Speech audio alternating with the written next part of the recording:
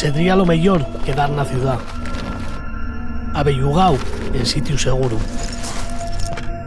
Después de tanto tiempo, la contaminación sigue siendo peligrosa.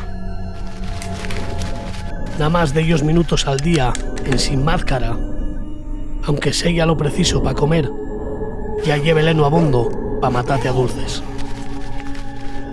Pero ese no es el mayor problema. Atopar otros supervivientes y es difícil. Pero si pasara, escapa si puedes o mata al primero. Y es la única ley que manda aquí.